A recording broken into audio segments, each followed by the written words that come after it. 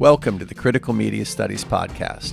We're your hosts, Mike Rapici and Barry Falk. Dr. Michael Rapici, how are you today? Dr. Barry Falk, I am doing well, sir. How are you? The formalities. I'm doing very, very well on this hot, sweltering day in 2023, July 2023. But I'm in an air-conditioned space. Let's hope that continues. And I'm here talking with you, and we're going to be talking about Andre Bazin today. We're turning to Bazin, and we have many things. So much to talk about in regard to some of the issues that are near and dear to us.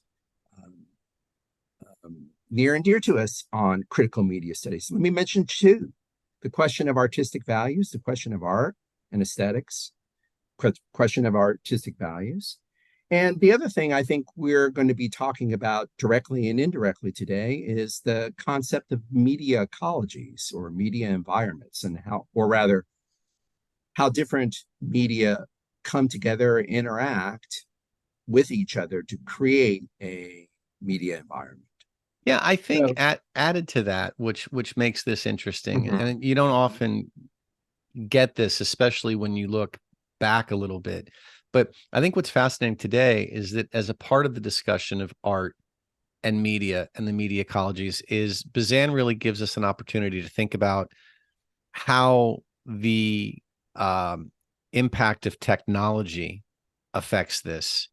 And absolutely. Rather than really looking at it, like I think that now in, 2022, 2023, when you're looking at any of these discussions, technology is an integral part of everything. Absolutely. But this is, I think, a fascinating opportunity to look at, analog art and then watch what happens when we start to infuse technology into it. Not so much in terms of what's capable, right? Or what's possible. I mean, we're not talking about how the Matrix was made, right? Right. This is more about what happens really when you cross two streams that prior to this really did not intersect each other. Excellent. So point. I'm as a wise man once said, I'm full of beans. You're full of beans today. Let me thank you very much for bringing up that point. So I'm going to say two things one is going to sort of complete the frame for today because we mentioned Bazin, but I want to say a little bit very briefly about the specific Bazin texts that we're talking about and the book we're talking about and how it would, and also say a little bit about the time frame, though we'll be talking about that obviously more and more throughout the episode. And also, but before I do that, and give everyone some specifics about Andre Bazin and the book we're talking about, since you brought it up, I thought I would try to build a kind of quick, if one can do this quickly, I'm going to try and build a bridge, a small bridge between the discussion today and the discussions we have been having to differentiate or in order to distinguish or differentiate, say, Andre Bazin from, say, Theodore Adorno, who we've been talking about recently. I guess going back an episode or two. And is this the surprise that you refused to mention? This was the surprise that I spoke to you about in the pre-meeting. But actually, Michael, I'm only bringing up the surprise now because you inadvertently or unconsciously, you read my mind, and you actually latched on to what I think is a salient difference between Bazin and, to me, and a thinker like Adorno. Adorno, in the Adorno essays we've read, broadly speaking, he's concerned about media technologies or electronic devices, but he's also supremely concerned about maintaining the integrity, even though Adorno, God knows, has a very clear and precise, or very innovative, very idiosyncratic in a good way, very well thought out, sophisticated notion of what constitutes artistic values. And it's not simply a traditional aestheticism, far from it. And he will go on in his writings up to the very end of his life to elaborate on his own very particular and elaborate and idiosyncratic view of the potential, the aesthetic. Still in Adorno, it's basically it's a struggle. There's this new technology that is reformatting and recalibrating our experience of music, right? Mm-hmm. And then on the other side, there are these aesthetic values. And what's Adorno mostly trying to do? He's trying to find a way to square the circle. To Well, bring these. Oh, I'm sorry. Do you no, want to no, say? I was going to say, I think this is a really fascinating difference to me.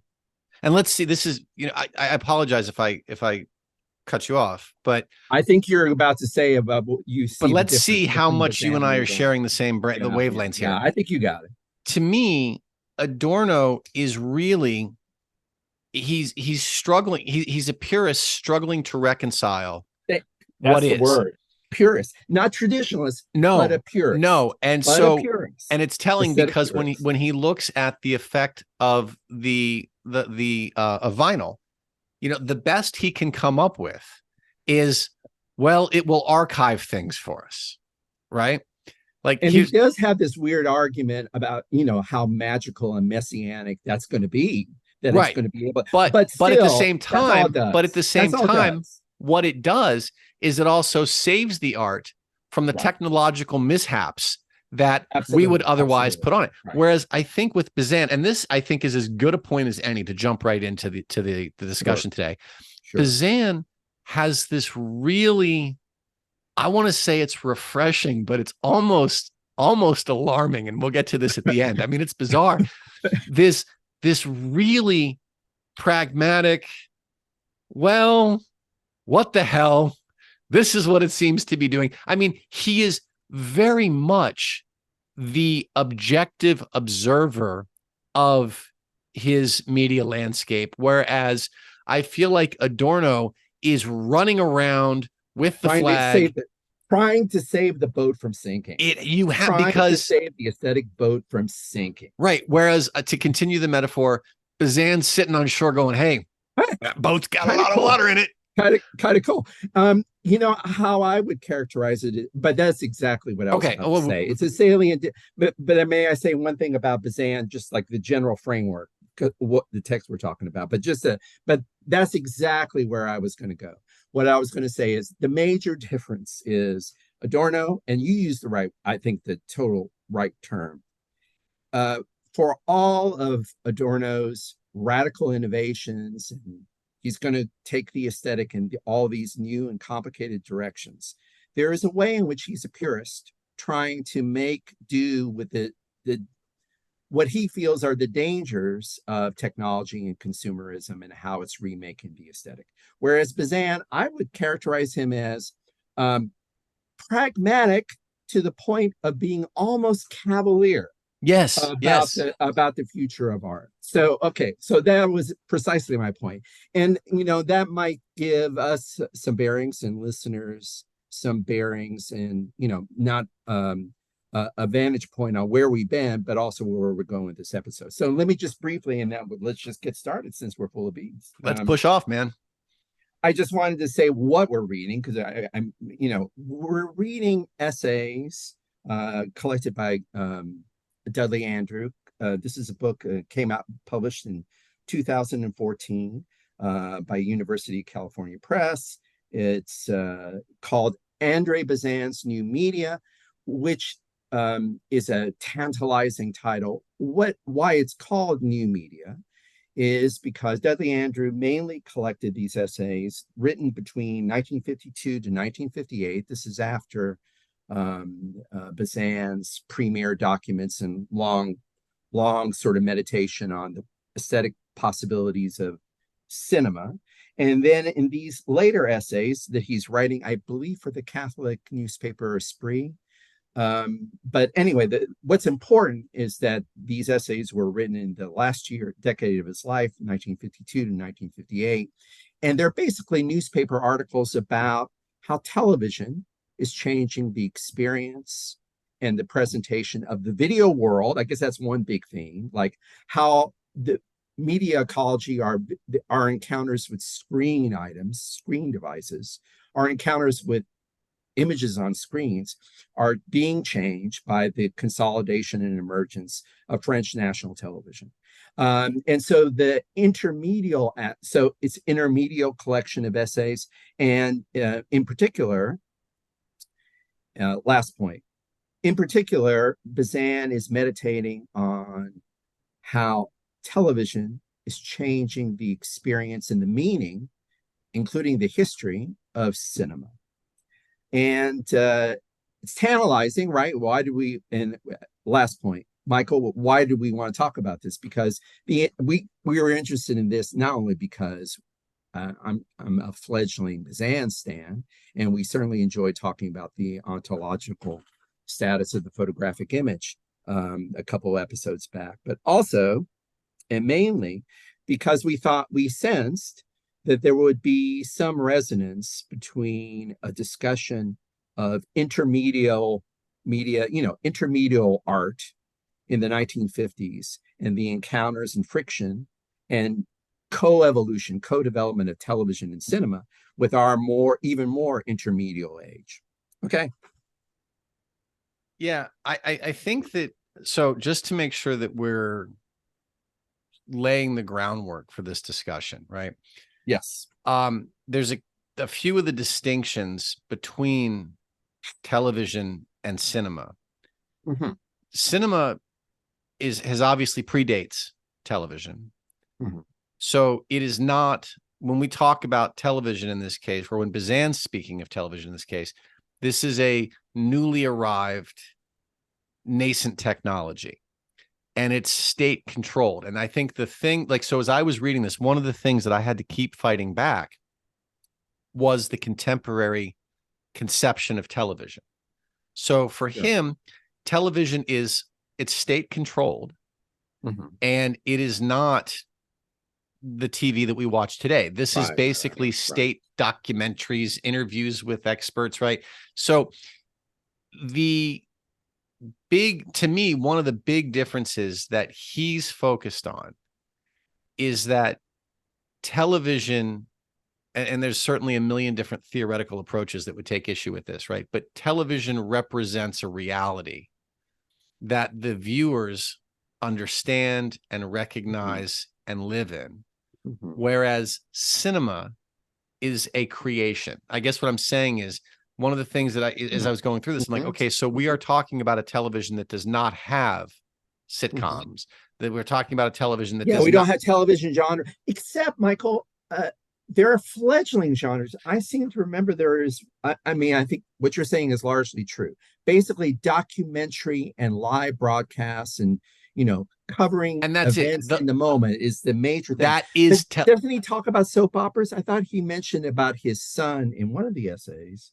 He mentioned about his son being an addict to, basically, it seemed to be the equivalent of a television soap opera.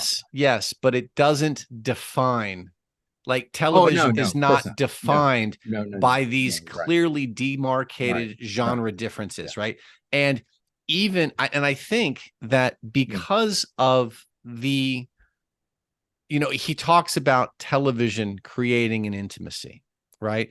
And there's a bit where he talks about any time he sees somebody on the street that he recognizes from television, he wants to go up and automatically knows them, embrace them and hug them, because there's a familiarity with it, right? Whereas today we recognize whole worlds that have been created, but there is a very clear understanding that when you walk down the street, if you see an actor, you see an actor, not a person who has opened their life to you, who has come in and shared time with you.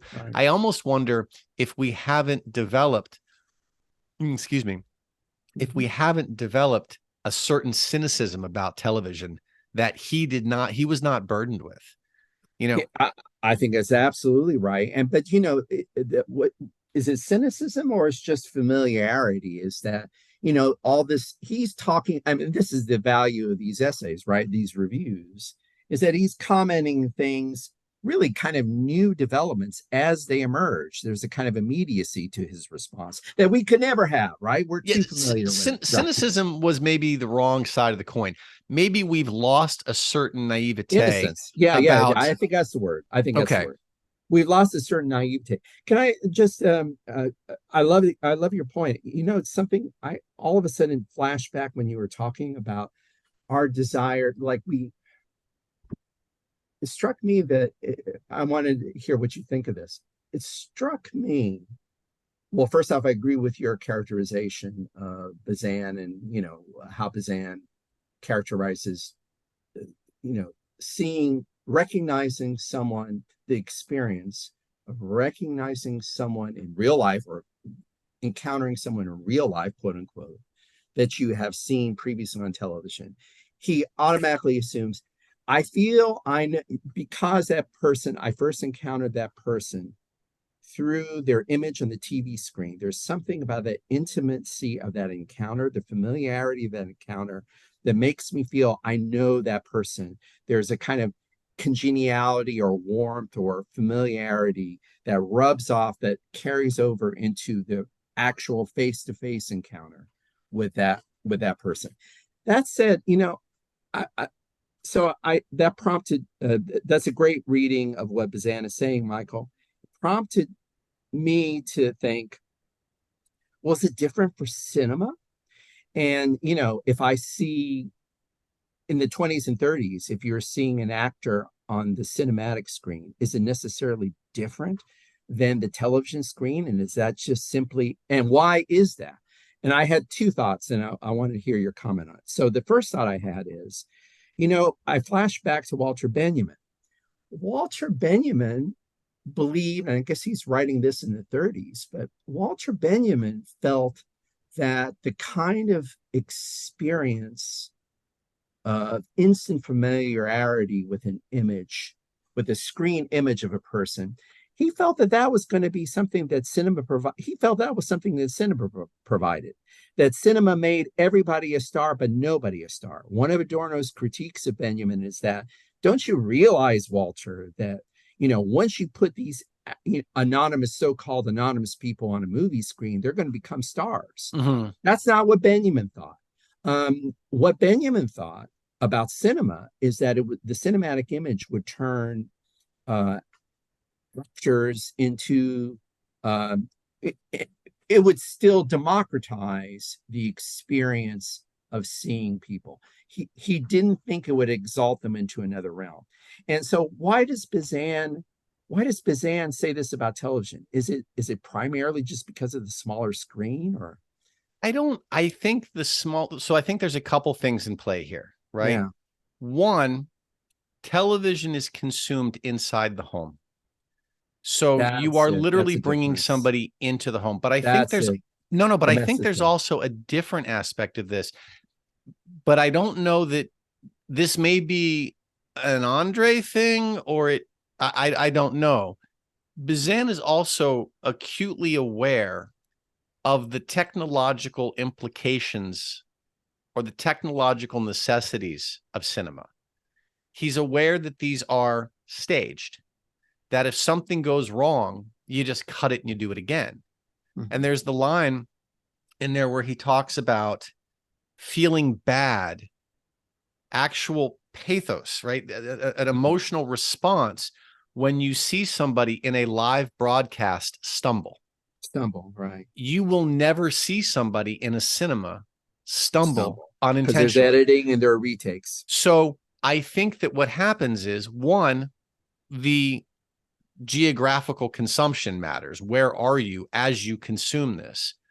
But the other thing is that when you watch cinema, when you watch a film, you are on some level clearly cognizant of the fact that you are watching a construction of something. Whereas when you are watching television broadcast, because again, this is live broadcast, mm-hmm. you are much more inclined to empathize with what you see on the screen mm-hmm. in a human-to-human capacity, right? Mm-hmm. So I can read a story or watch a movie and it may physically or it may emotionally move me. But mm-hmm. there's a very real difference between feeling really bad about something or really sad about something you see in a movie, and actual empathy for a human being. Yeah. So I think those two are now how much the average TV viewer in France is aware of What Bazin was. what Yeah. Bazin. I think that's a discussion Yeah. maybe, Yeah. but for him, he's very much aware of the fact that one's a construction, one is a it's a live recording. I think what I was asking an impossible question because I was just sort of speculating on the whys and wherefores of this, the contrast between Benjamin and Bazin and what that meant. But I think you provided, I mean, what you just said strikes me as like, if not the answer, then most of the answer. And you used the key word empathy. There's this possibility of feeling empathy, projecting empathy with the television image, with the image projected on the television screen, partly because of it's in this domestic environment. It's already internalized as part of your home, quote unquote. And that's just not happening in the cinematic experience, which is which is a spectacle on a broader, it's a group spectacle. So but the emotion the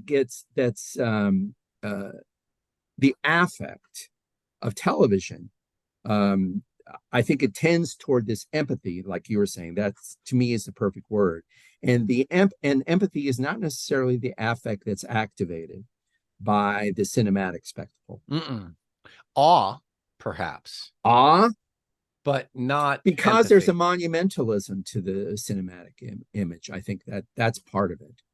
Well, the other thing as well, remember, is that while there's certainly technological developments behind television, cinema is much more of a how do I want to say this? There's more techne on display Absolutely. for cinema than for film, because for television, pardon me, because television at this point is just purporting to open a window to a reality right outside your door.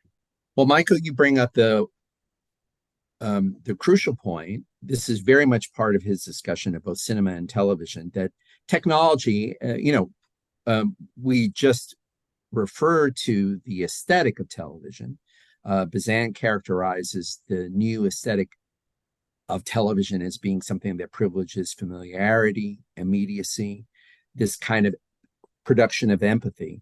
But and this is the pragmatic side of Bazin. In both his discussion of cinema and television, there is this idea that, yes, there are aesthetic values that are being confirmed, maintained, disrupted, circulated, but technology is the driver. So, how would you characterize the technological evolution, or technological developments? How do you think what is Bazin's story about how technological evolutions are changing and transforming both film and television? Yeah, I think that to get to that answer, we have to again step away from how we see things now Today? right? Because there's clearly, and I think that I think that as Bazin ends the essay, there's a very clear path to return to this. But if we think about now, you've got massive television screens in homes, right? Movies are consumed at home, probably more. I don't have numbers. I'm sure they're available here, but with that certainly a high degree of frequency. I've seen more movies at home over the past several years than I have in the theater, right? So there's a blurring between the two. Right. I don't think that blurring exists for Bazin, because I think for him, television and cinema are two things that they both center and revolve around the screen, but they're still very different things for him. And so to me, I see these two as sort of two separate tracks that are maybe converging slowly.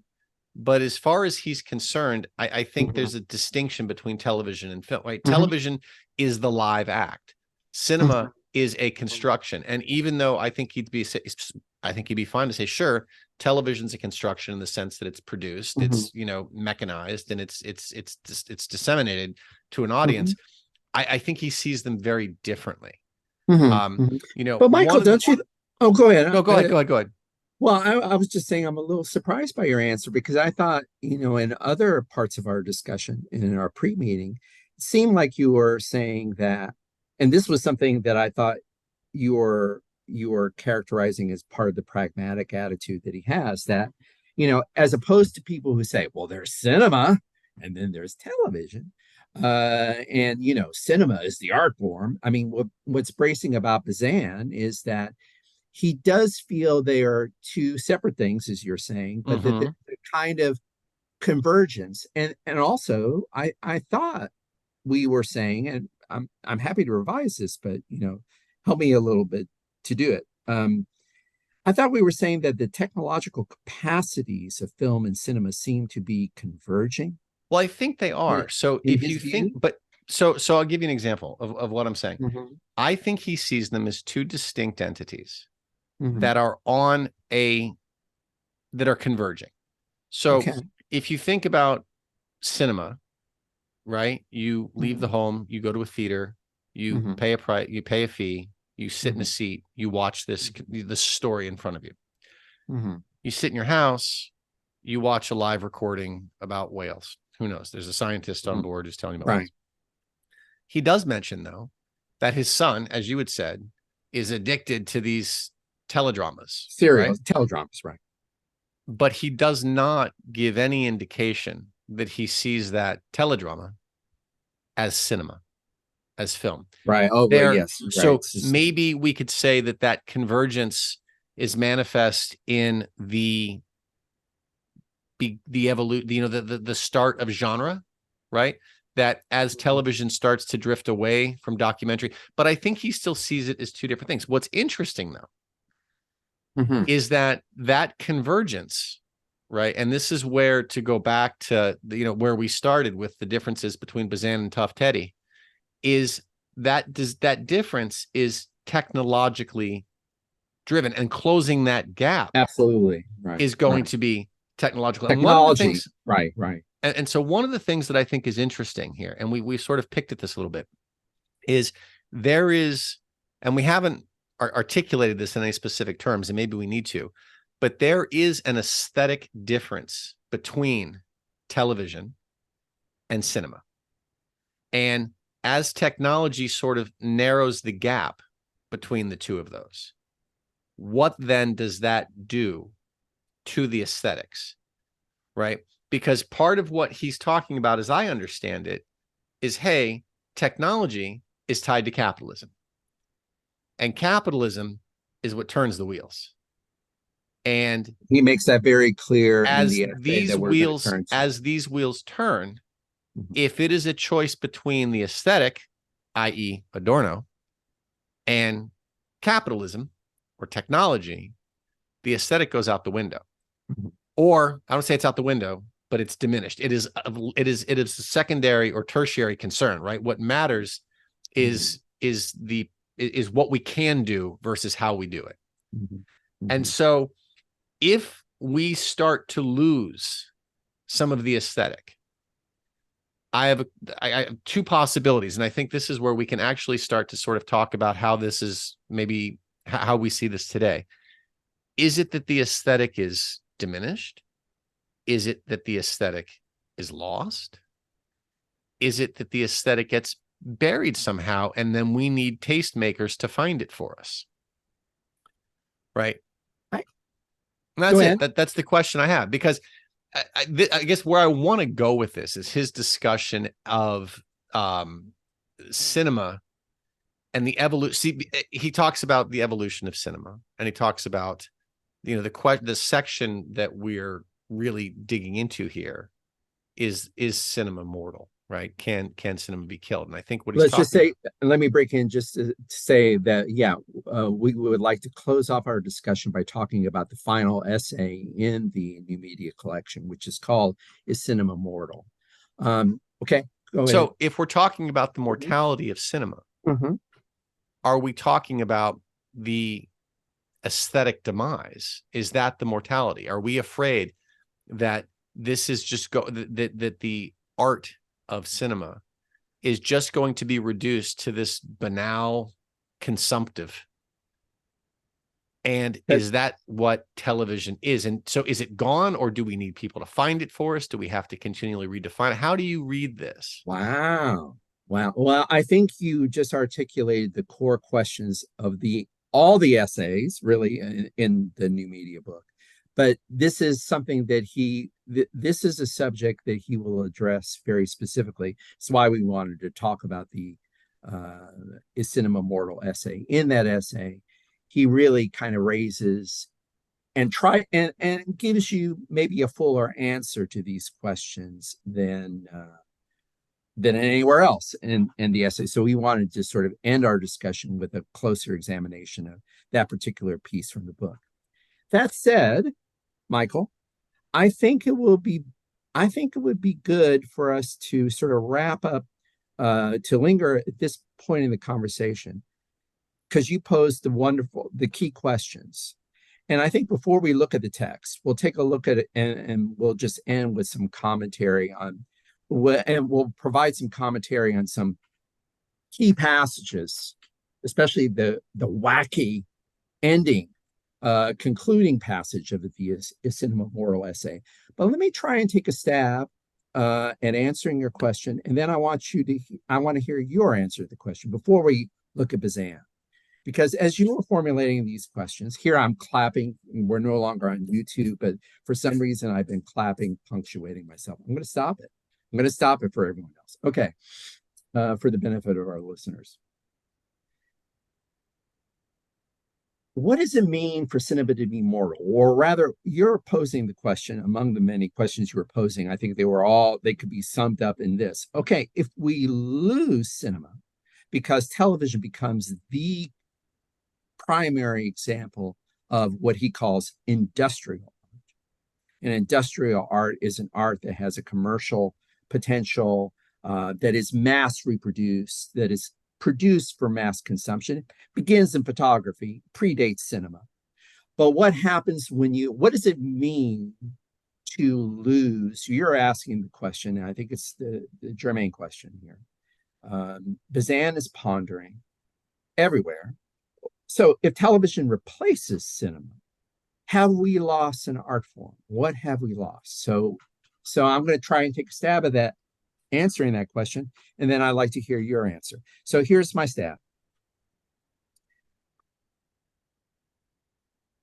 And this is part of the pragmatic but cavalier Bazin that we were doing. I think it is, especially in the Is Cinema Mortal essay. Well, I'll go back and just talk about television. I think that although it's possible to read Bazin in television and say, yes, Bazin is saying there is a television aesthetic, and it has everything to do with the creation of empathy, familiarity. I think he uses the word intimacy as well. Mm-hmm. So that is a kind of aesthetic to television that cinema cannot. Pace, Contra, Walter Benjamin. Cinema just doesn't provide it. So there is a kind of aesthetic in television. But I think he's kind of indifferent to that when it comes to answering. I think that's almost of no moment to Bazin when it comes to answering the question that you pose, which is, if television takes down cinema, have we lost an art form? I think the answer is yes. And if television could that mean? Bazin sometimes suggests that television maybe is fated to take down cinema. And if it does, it's okay, because television has a new aesthetic. I don't think he goes that far. No. I think his answer to the question you pose is this: it's par for the course in industrial arts for technological evolution to lay waste to both create possibilities for the creation and consumption and mass production of aesthetic value. And it's par for the course for things to die. It's par for the course in evolution in the evolution of media and media technologies for one media form to become residual. And maybe at its height, that residual art form, that residual media form was also this place of supreme aesthetic value. And now it's lost. Big deal. Let's play dodgeball, as he says later. I So I can't think wait his to get to answer that. is so I think his answer is yes, television might replace film aesthetics with TV aesthetics.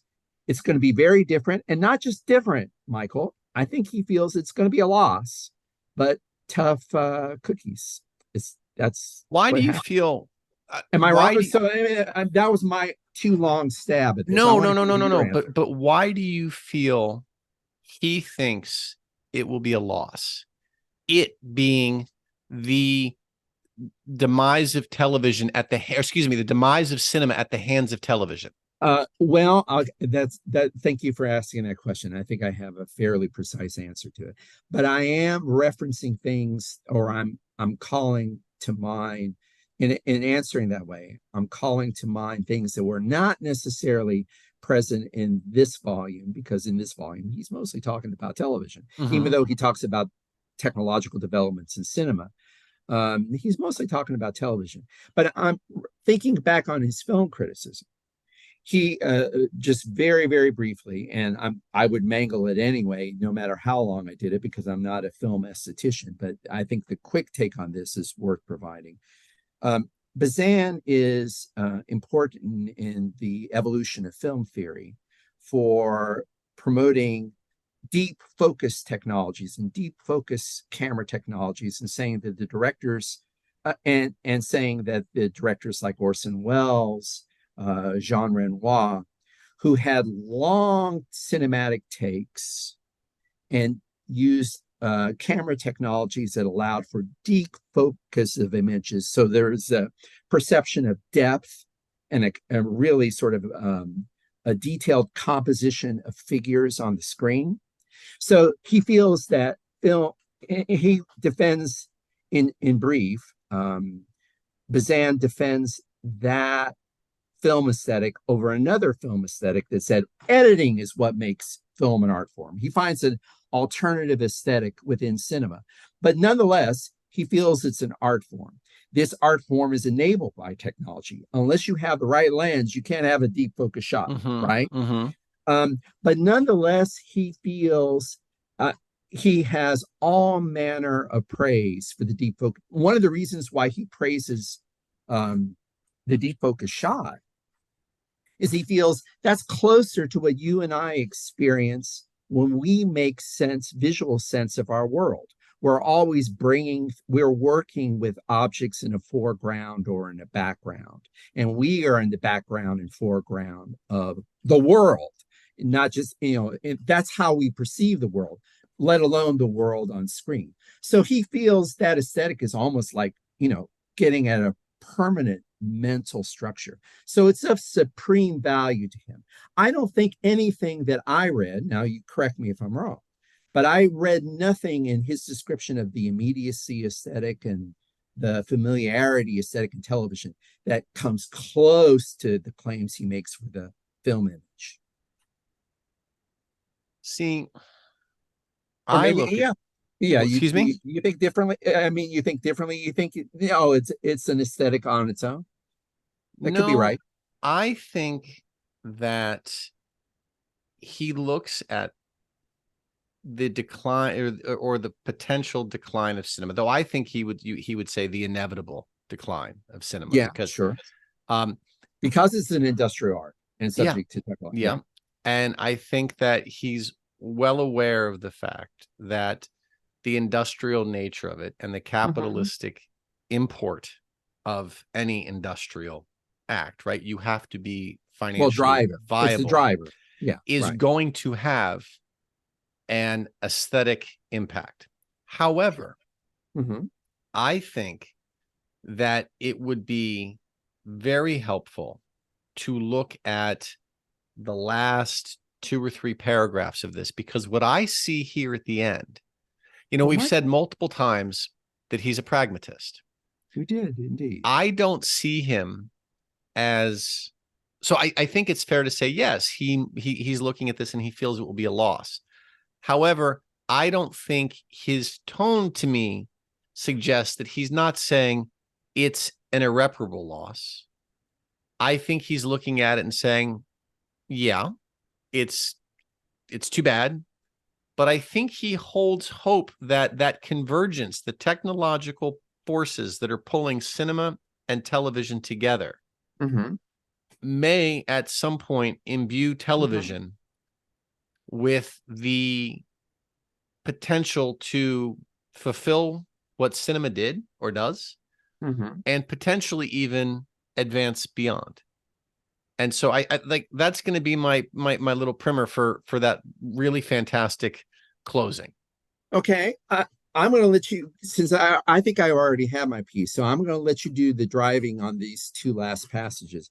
But before I let you do the driving, before I give up the wheel, I do have one question about what you just said directly. Um, I I want to hear more before we go to the cinema moral essay.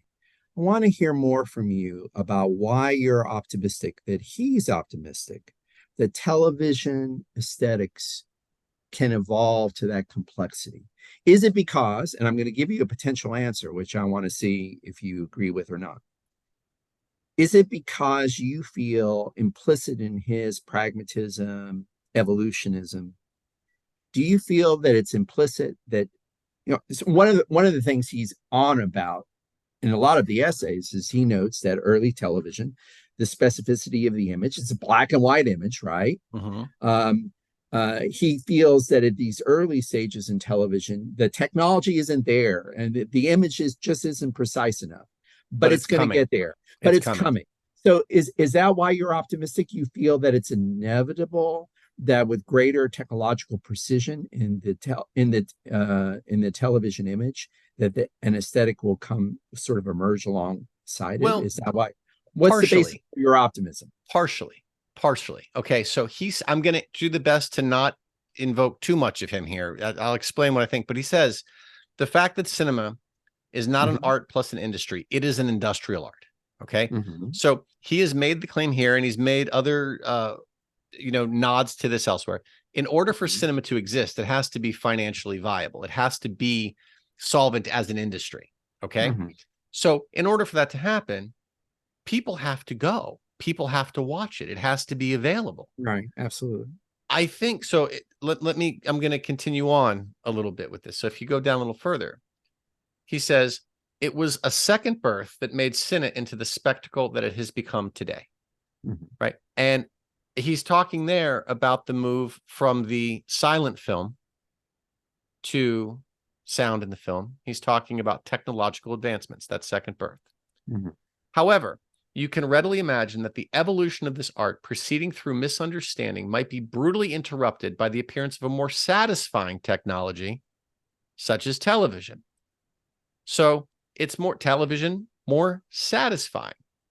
This would be satisfying, not certainly from an artistic point of view. So we allow the fact that, right, the technological advancement is going to have a deleterious effect on the aesthetics, which does not belong here, but in its capacity as an automatic means for the reproduction of reality, right? Something that we can readily reproduce and recognize. Indeed, it takes puerile idealism to believe that the artistic quality of its spectacle can defend cinema against the advantages of television, right? So you'd have to be wildly, wildly naive to think that cinema is going to trump television, whose image brings about for modern mankind, and here it is, the miracle of ubiquity. The simple fact is, it's always there, immediately there. We get more eyes everywhere on televisions all the time than we do in cinema houses. As an industrial art, as an industrial enterprise, let's leave art out of it for a second. As an industrial enterprise, television supersedes cinema because it's more readily available. And the ubiquitous. The ubiquity is the key word, right? Absolutely. But also that it is a reproduction of reality. In other words, Barry, this film might appeal to you, but not to me. That film might appeal to Jane Q. Public, but not John Q. Public. The reality is going to be instantly apprehendable by everybody. So we don't have, again, the lack of genre means everybody's in on it. So now the problem, oh my God, the problem is one of, then this is where we won't, God help us, but this is where we would bring Adorno in and say, well, what about the aesthetic? What about the art? Yes. Well, the art is tied to technology. And he's talking throughout in the earlier goings in the book about technological advancements, bringing color to television, right? Technological decisions that limited film, right? Edison choosing, was it 35 millimeter, right? Versus, so there's a technological limiter on all these things. And he's saying, right, that television will have these technological breakthroughs that will advance it. So I see him as saying, look, it's not there. It's not as artistic. It's not as satisfying from a purist perspective, but it's in front of more eyeballs, and the technology will continue to advance. And as the technology continues to advance, we actually have this weird boomerang effect where you're going to necessarily overcome the limitations of television. And some of those gems are going to start seeping through. And what's funny, so may I scroll down to the bottom of this, and can we look at this last paragraph, or did you want to jump in? Of course. Well, I do. No, go ahead and do the next paragraph. I do have a comment, but I think it can wait till the next. So he says, so let me say this. Yeah. You put the dagger in the beast. Why don't you just go ahead and just end it? Just kill it. You already put the dagger in my heart. I want you to read the next passage, and I want you to put me to rest. Put me to rest. I have a comment. And I do this haltingly, Barry. I don't. So perhaps in 20 years, the young critics of some new form of spectacle that we cannot even imagine, i.e., artistically evolved, technologically evolved television. Sure, exactly. Well put.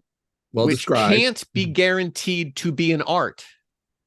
Which is your point. We'll be reading our film criticism from 1953 with a condescending smirk. Indeed. Our views today would seem to them more naive than the aesthetic sectarianism we find in our predecessors from the 30s, who were properly outraged at the death throes of an art of the pure image that had finally reached maturity. Okay, that's where he is talking about, before you read the climactic sentence, which I want you to read, but I just want to footnote that. This is interesting, right? This is an interesting moment, just to gloss that last thing. The death throes of an art of the pure image that had finally reached maturity.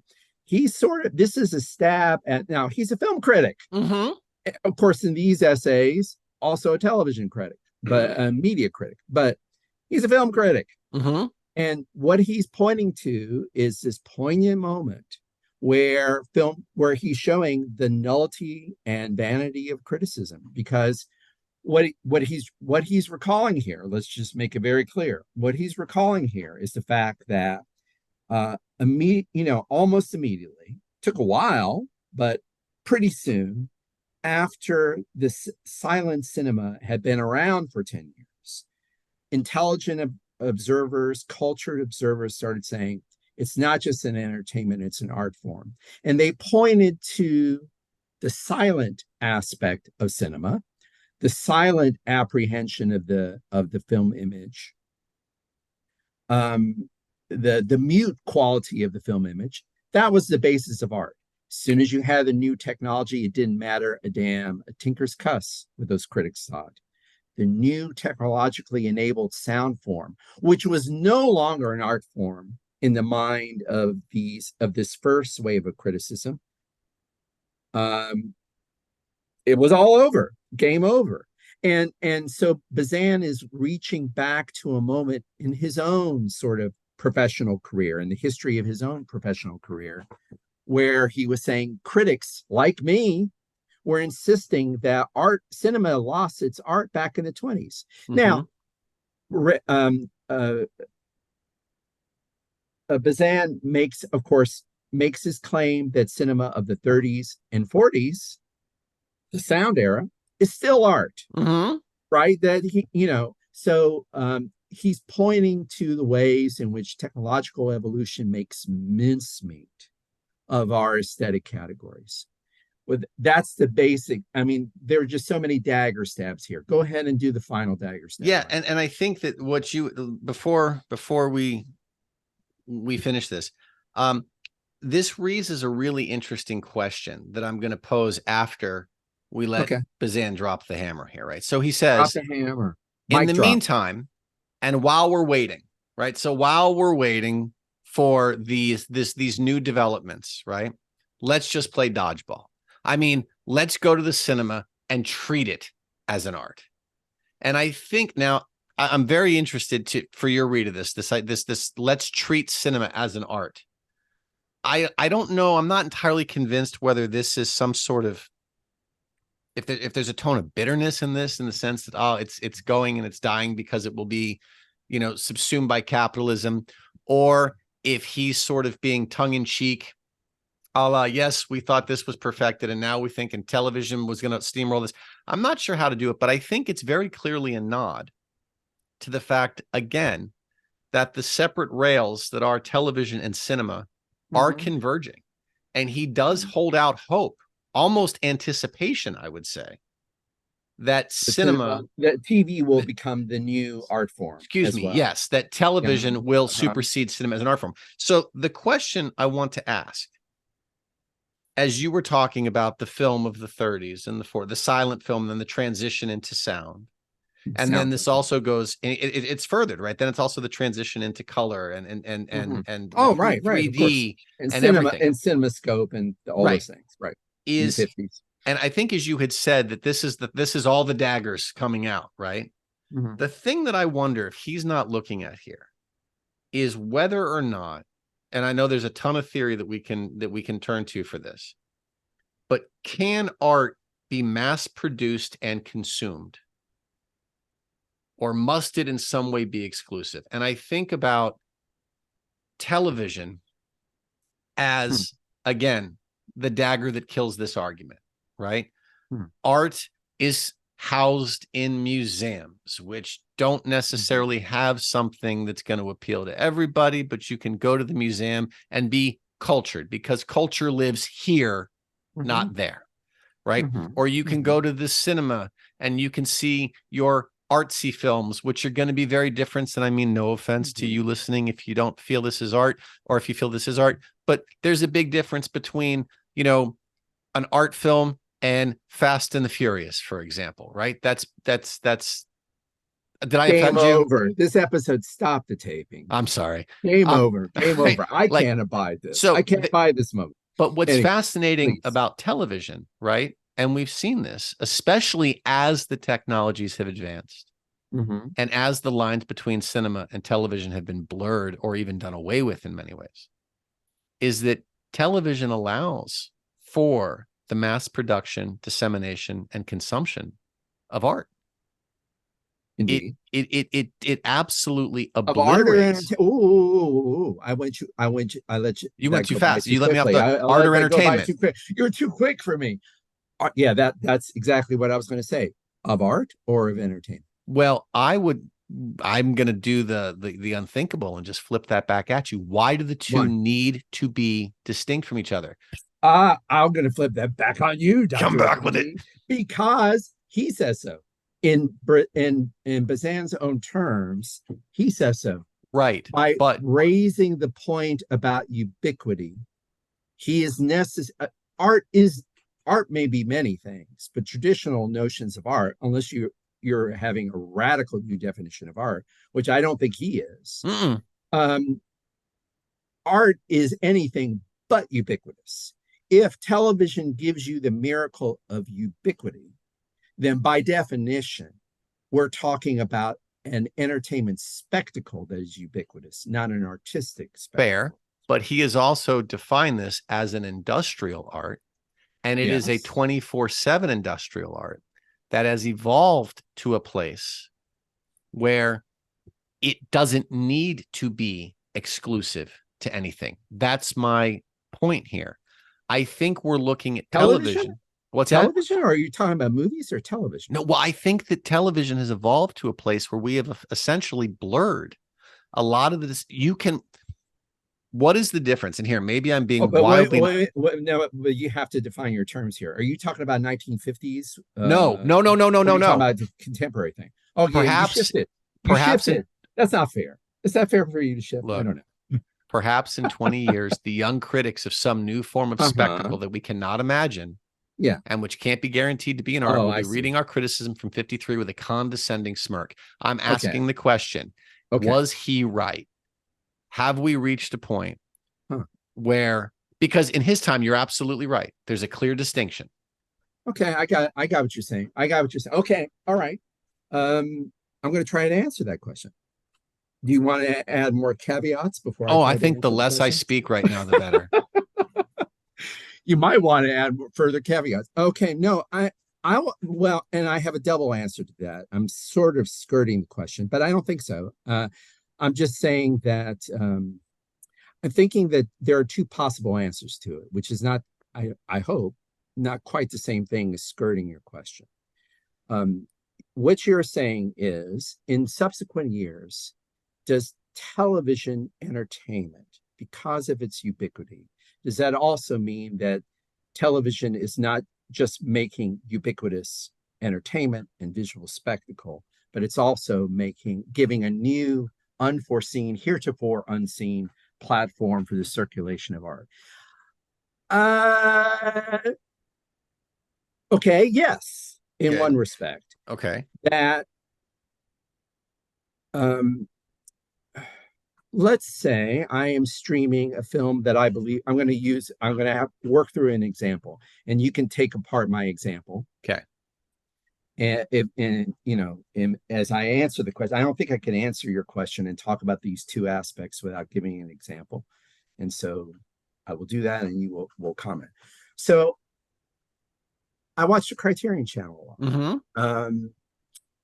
Recently, I watched Five Easy Pieces, which I thought was, and I thought I felt an aesthetic experience with that, and I felt that the film is what I would categorize art. Okay, bracket off the subjectivity of that, but I'll keep it within the subjective. I felt like I had an experience of the aesthetic, and of course, that experience could be replicated with anybody who has means to the television. So Mm-hmm. yes, I do feel to television and streaming. And indeed, uh, I streamed it with a friend. We streamed it in the early afternoon. We could have Mm-hmm. done it at 3 o'clock at night, 3 a.m. So there's a 24/7 aspect to it. There's a streaming aspect to it. There's a commercial aspect to it. But nonetheless, I felt I had an aesthetic experience. So the answer is yes. But also, isn't the answer necessarily no? Because my the aesthetic is coming from me. I am privatizing the experience and making it aesthetic. In other words, there's nothing about that situation. The situation is only ubiquitous. Ubiquity is the foundation upon which I build my privileged aesthetic experience. Does that make sense? So, yes, it's ubiquitous. Nonetheless, I felt I had an aesthetic experience. That said, that that's me projecting that. It's Okay. according to my criteria of literacy. The only thing that you can say objectively about that situation, Michael, is not that that's a democratization of art or whatever. I mean, I guess it's a democratization of art, but the first and foremost primary category quality of that experience is ubiquity, not the aesthetic. The aesthetic is something I super added to it. So So I that's why I'm think saying it's both yes and no. I'm going to throw you something much more base and see how this works. Okay. Mm-hmm. I don't know that it's necessary to privilege ubiquity over the aesthetic or artistic experience. I think we need them both for this particular argument to work. So what's the purpose of art? Like, how do we define art? That's at the core of this, right? So should it show us something about the human condition? Should it move us in some capacity? If so, in which capacity? An industrial art has to be financially successful, right? Indeed. So if this is going to be, or at least financially viable. So if this is going to be the case, and I realize there aren't really versions of ubiquity, but some version of mass access is going to have to be, or mass visibility is going to have to be the case. So I think about something like Seinfeld. Okay. Readily available all the time, showed us the absolute worst that we can be, made us laugh, right? Was seen by many as a funny sitcom, was seen by others as a, years long run of genius. Okay. I'm wondering if the separation of television from state control to more private interests, and then further delineating it into genres, further separating that into time slots organized by audience, right? So you turn on the TV at 2:00 in the afternoon, you're going to get very different programming. And let's look before streaming, right? Just when you had cable television, right?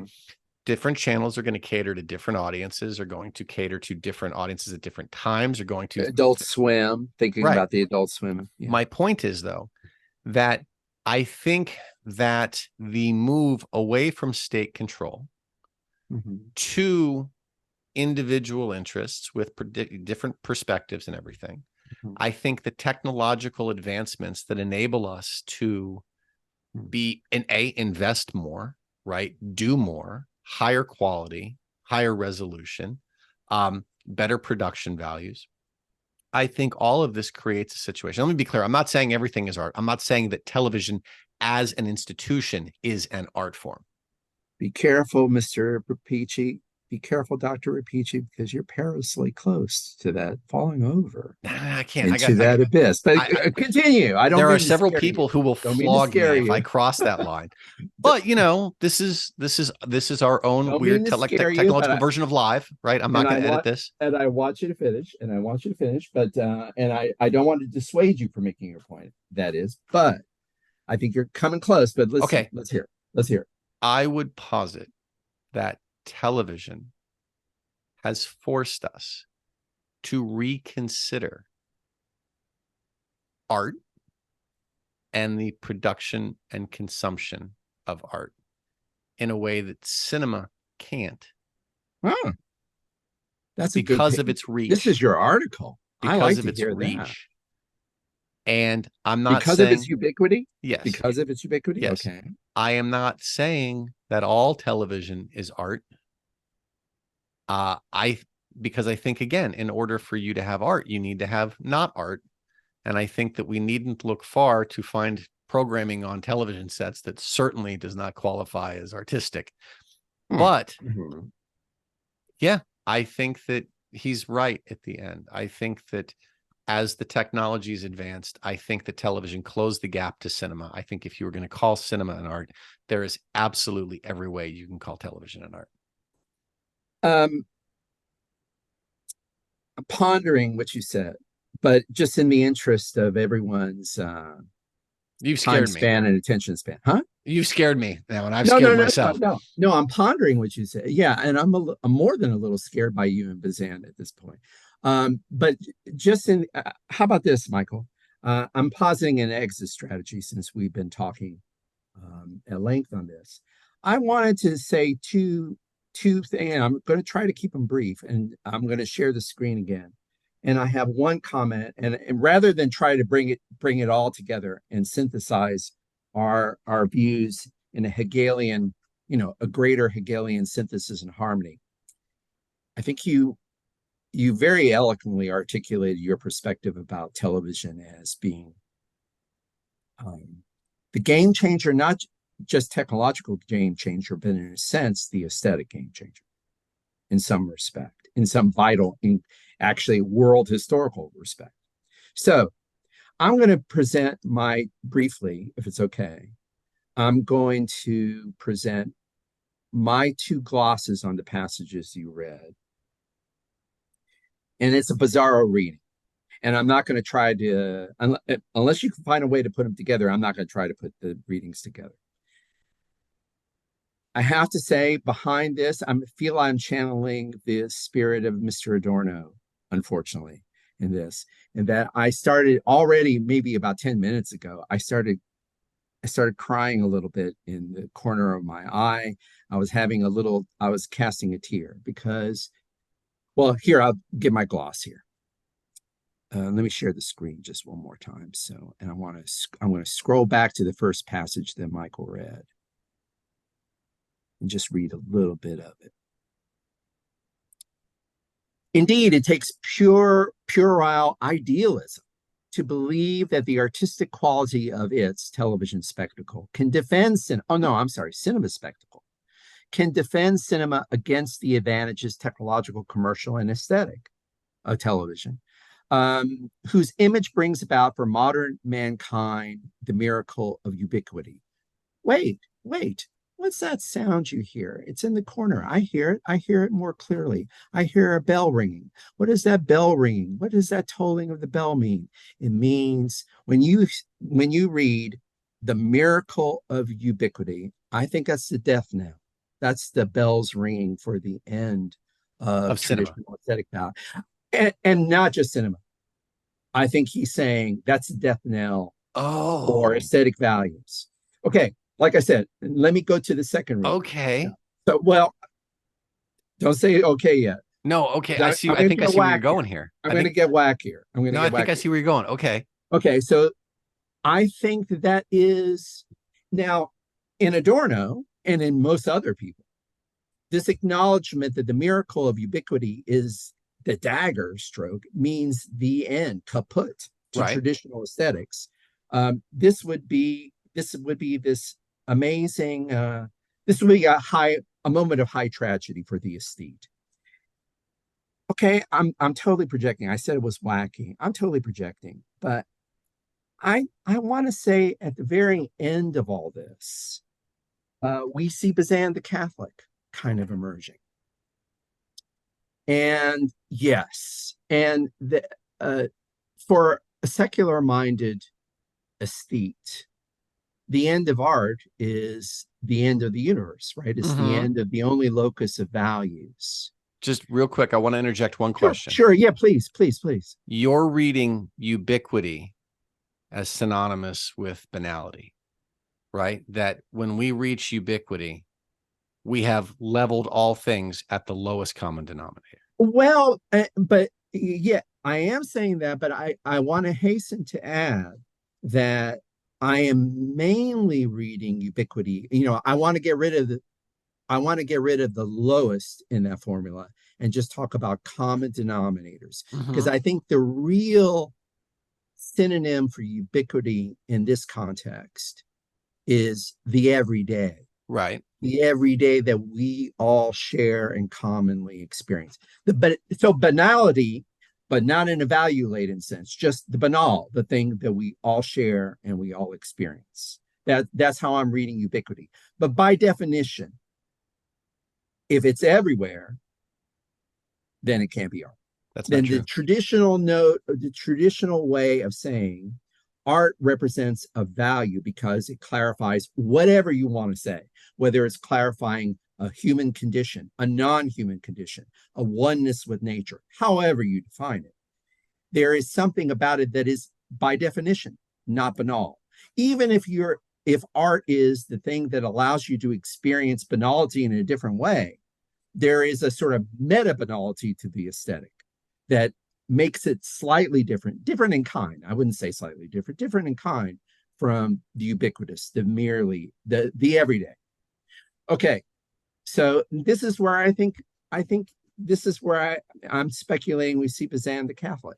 Okay. In the meantime, and while waiting, so what's he been doing? As you were pointing out, he's talking about, dude, this is mortal.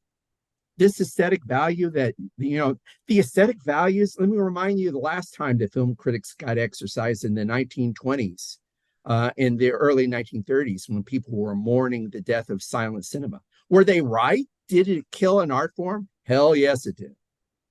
But we all survived.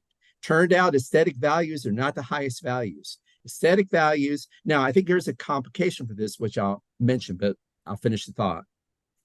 In the meantime, in Huawei, this is the Catholic. So the aesthete would say, this is horrible.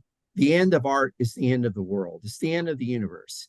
For Bazin, the Catholic, I think he's finally looking at it in a non-temporal perspective, in a different scale of values. And he says, hey, let's just pretend. It's all play in the end of it. Let's go to the cinema and treat it as an art. Well, wait a minute, treat it as an art. That means you're giving up on the claim that would be, say, precious to Adorno, that aesthetic value and truth value are somehow commensurate, or art reveals the truth.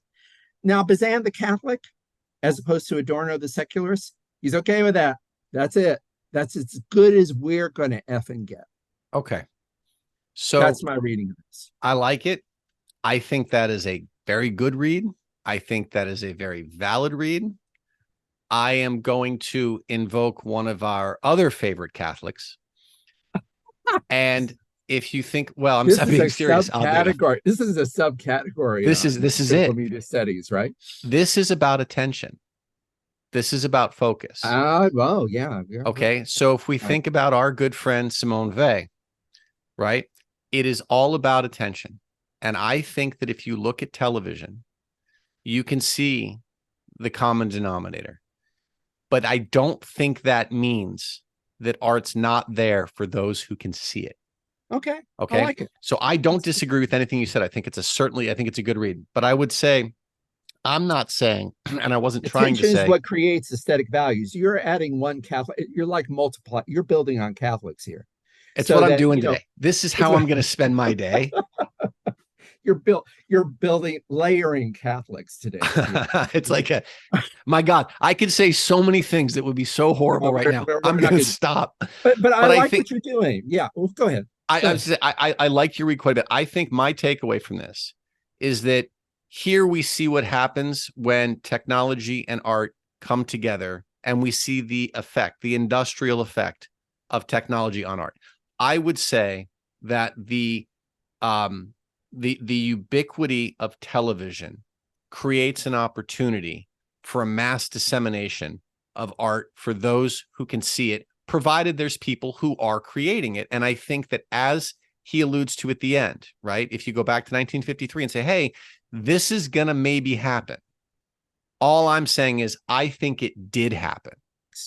I don't think that the Bazin perspective, the end of this essay, maybe he reached his word limit, right? Mm-hmm. It's a kind of cavalier, glib, jokey ending. But I think you're totally it's totally appropriate to talk about they and attention, because that would be, I think Bazin just felt, I want to entertain the issues in this essay. Mm-hmm. It's literally an essay. Mm-hmm. I'm just going to entertain the issues and articulate the issues. I'm going to be playful about my conclusion. But I think if he wanted to, or if a neo-Bazinian wanted to pick up where Bazin leaves off, they might take the way that you're describing. They might take the Weil path and say, well, really, the aesthetic we're talking about, regardless of the technological realm, the aesthetic that we're talking about is a matter of subjective attention. And that has to be the ground of further aesthetic discussion. Mm-hmm. Well done, sir. Well done to you, sir. I think we're done. I think so. The beans are over and we should go. Barry, have a wonderful day. I'll see you. I'll talk to you later. All right. Take care. Bye-bye. Thanks for listening to the Critical Media Studies podcast. To find out more about the show, check out our webpage at criticalmediastudiespodcast.com.